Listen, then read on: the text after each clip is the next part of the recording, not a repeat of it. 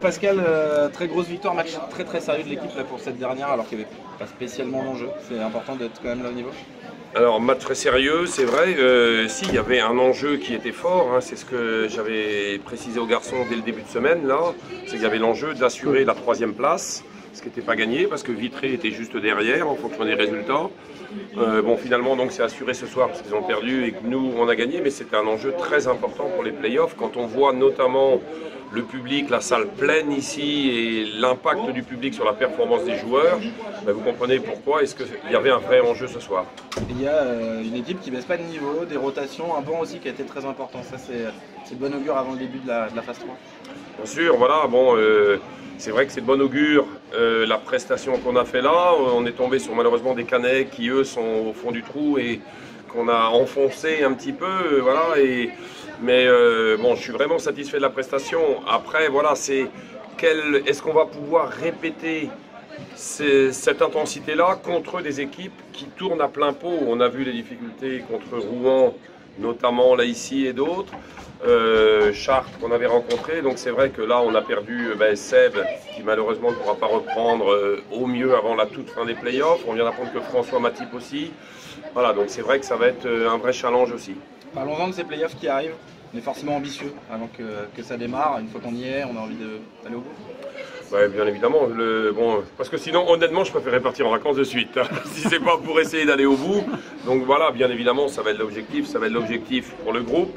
Je pense qu'il le mérite. Ça va être l'objectif aussi pour les dirigeants, pour le club et pour tous les spectateurs.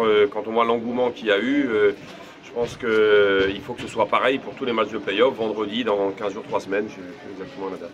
Alors justement, parlons-en de cette salle qui est à guichet fermé, sans l'engouement prendre petit à petit dans cette salle Colette Besson. Là aussi, encore une fois, c'est un bon signal avant de démarrer ces playoffs.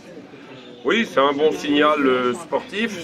C'est aussi, je l'espère, un bon signal aussi pour les caisses un petit peu du club, pour les partenaires. Je pense que quand les sponsors et les partenaires privés ou publics voient le tel engouement qu'aujourd'hui le basket est capable de mettre sur la ville de Rennes, je pense qu'il y a vraiment de quoi soutenir le mieux possible cette équipe-là, ce club-là, pour qu'on puisse véritablement concurrencer les plus hautes équipes. On va faire du mieux possible sur ces playoffs-là, mais assez clairement, on ne lutte pas à armes égales par rapport au budget, par rapport à la possibilité de changer les joueurs qu'on eu. On a perdu à Rouen l'autre jour. Les 3 meilleurs marqueurs de l'équipe de Rouen, c'est 3 pigistes qui sont arrivés, qui ont été remplacés au pied levé et qui leur permettent peut-être de finir premier ou au moins d'être aujourd'hui l'équipe favorite avec Chartres dans les playoffs.